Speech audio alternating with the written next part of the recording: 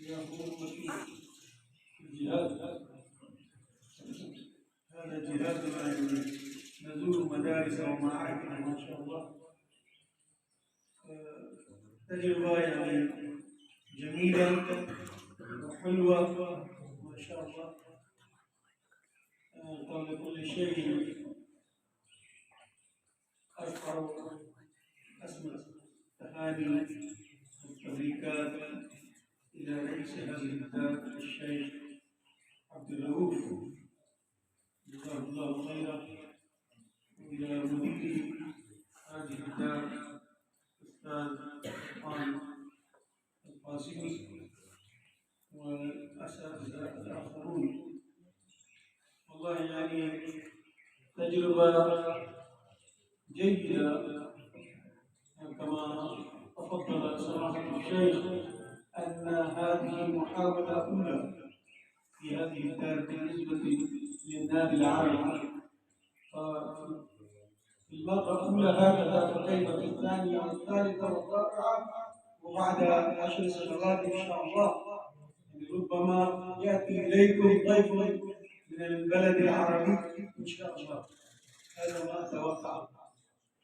فأنتم قنبلة يعني. أما بالنسبة للمساهمين الخطباء البارعين يعني ما شاء الله، يعني اللسان يعني لا يكاد ينطلق. كيف نرحب بهم وكيف نقول فيه؟ ماذا نقول؟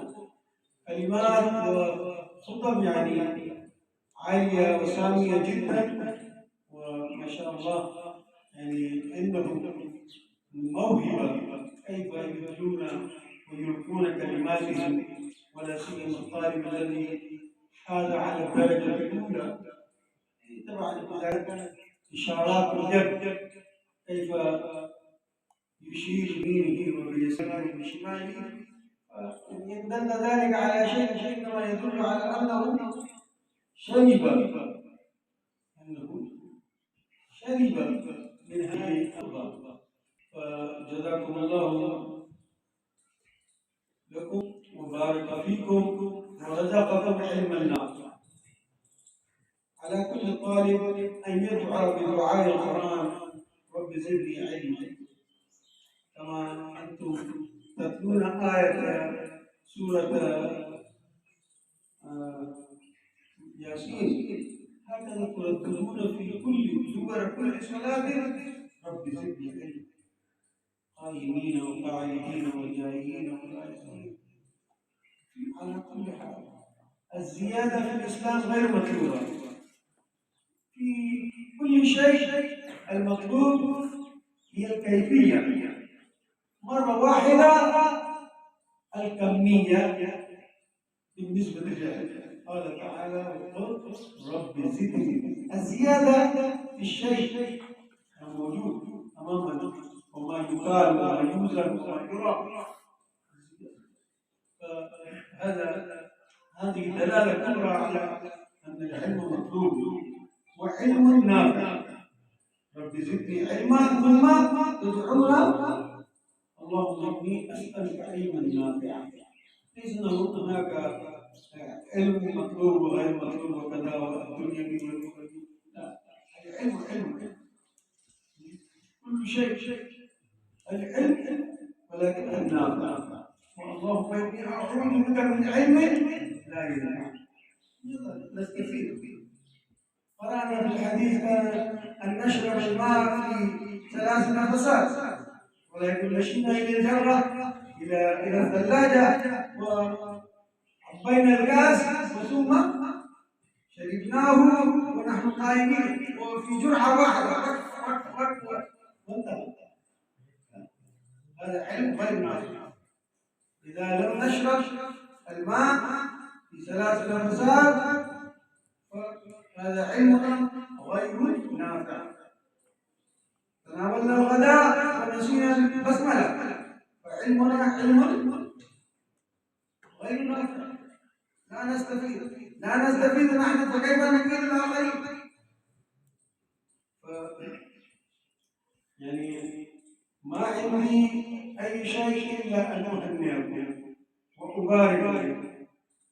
مبروك عليكم ومبارك عليكم جميعا، طلبة وأساتذة ومديرا ورئيسا وكل من يعامل في هذه الدار. والله فأقول لكم أن احفظوا القرآن أولا. عربيتنا لغتنا العربية ما هي؟ قال النبي صلى الله عليه وسلم: تركت فيكم أمرين لن تضلوا ما إن تمسكتم به، وأنا أيضا كذلك. هذا شيئان: القرآن والحديث هي خزينة العلم، اللغة. أي كلمة تريد موجودة في القرآن وفي الأحاديث النبوية، فاحفظوا القرآن. أي كلمة سمعتم أول تبحثوا في القرآن. القرآن والحديث، ولا تقعوا في عقدة النفس، ما يقال inferiority complex. عقدة النفس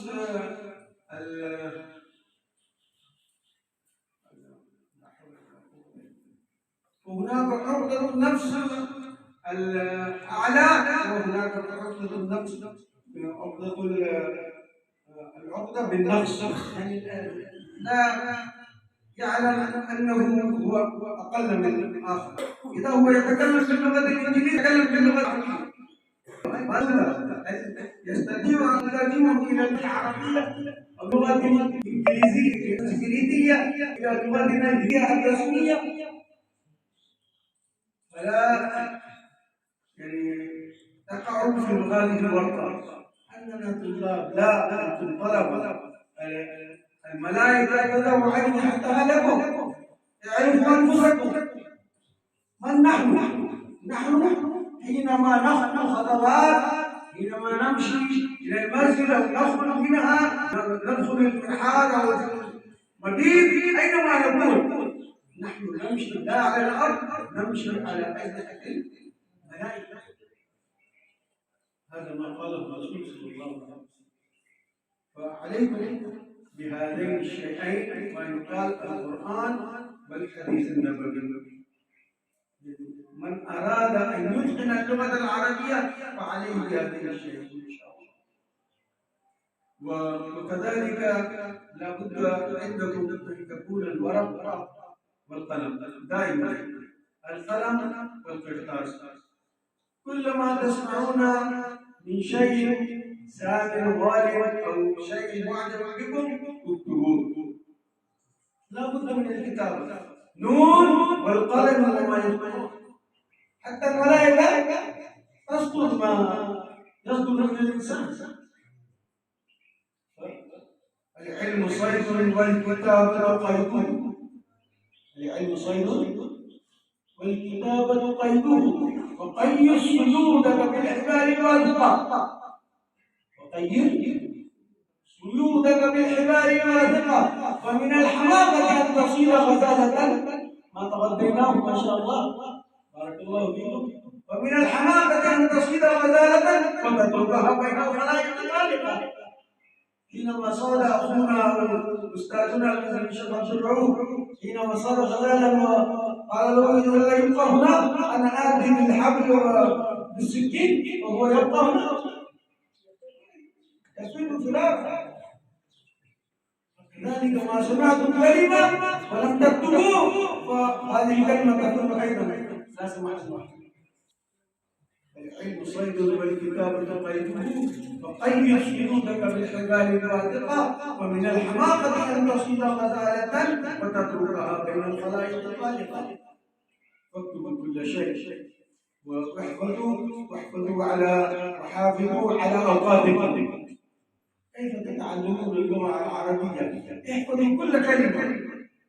كل كلمة ترد في الكتاب احفظوها. من أراد أن يتعلم أي شيء، أي فن، عليه هناك أستاذان، الحنين الشوق، والثاني الاجتهاد فقط. أستاذان حقيقيان إنسان الحنين والاجتهاد. فإذا أنت تتحنن إلى شيء، إذا كانت لديك رغبة مثلا في الكركت أو في أي لعبة، إن شاء الله يعني أنت تبحث في مكان تمشي إليه وتجد رؤيتك هناك، لأن عندك شوق، لأن عندك رغبة. فكل من لديه شوق وحنين هو يجد، هو يسعى إليه. والثاني الاجتهاد. إذا كنت مجتهدا، فكم من طالب يعني كانوا أذكياء وفطناء وفطاحل، ولكنهم يعني لم يبالوا، كانوا متورطين في أنهم عقلاء وأنهم أذكياء، ولكن طالب كان أقل منهم ولكنه اجتهد، وبالاجتهاد يمكن الوصول إلى مكان عالي.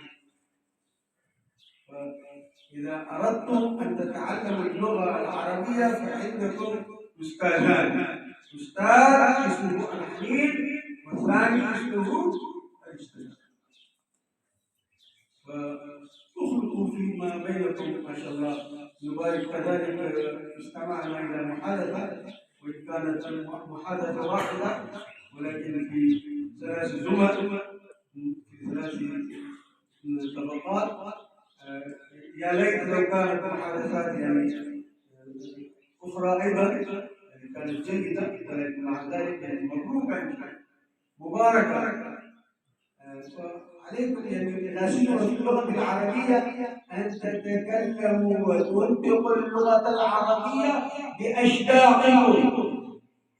لغة عربية فصيحة، فافصح واعرب وعبر بكلمة يعني جلية واضحة. مثل كيف أنت أين تسكن يا أخانا؟ وماذا يعمل أبوك؟ وماذا يشتغل أبي؟ فلاح وزارع، وحقلنا ومزرعتنا قريبا من هذه القرية. فعلى الطلاب وعلى الأساتذة أيضا يعني ما شاء الله تقبل الله جهودكم، يعني أنتم علمتم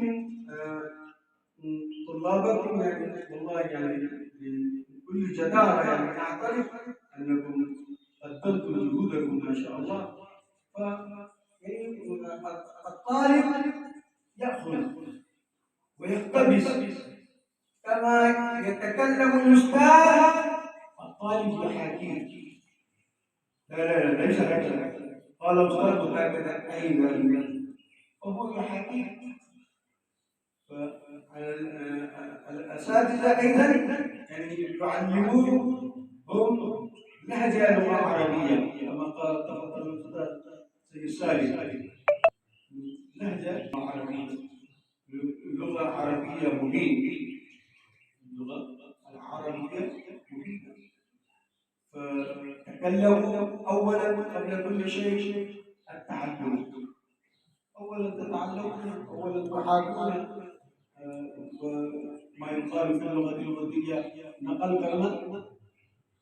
أولا تحاكون الأساتذة، وبعد ذلك يأتي وقت إن شاء الله وستكونون الأساتذة أيضا. قبل كل شيء التعلم ثم العلم. كما حفظتم هذه الخطب، ويأتي يوم إن شاء الله وتدرسون مثل هذه على الكراسي وتختمون بين طلابكم إن شاء الله. وكذلك التحلم ثم العلم. لابد عندكم وبين أعينكم وبين رسوم أعينكم الشخصيات الجبارة، بالنسبة للشيخ ما كان عنوان أحد الخطب هذه ذات الله، والشيخ نانوتي والشيخ الثاني والشيخ شبلي وإلى ذلك الشيخ الإمام ولي الذهب، فيجعل أحدكم نصب عينيه شخصيا على من أتلو وراءه ومن أحاكيه وأريد أن أكون مثل فلان، فعليه التحلي أن يكون يمشي مشيته ويحاكي حكاياته ولهجته ولغته ويقرأ سيرته ثم هو يتبع سيرته، يأتي اليوم إن شاء الله ويكون هو مثله.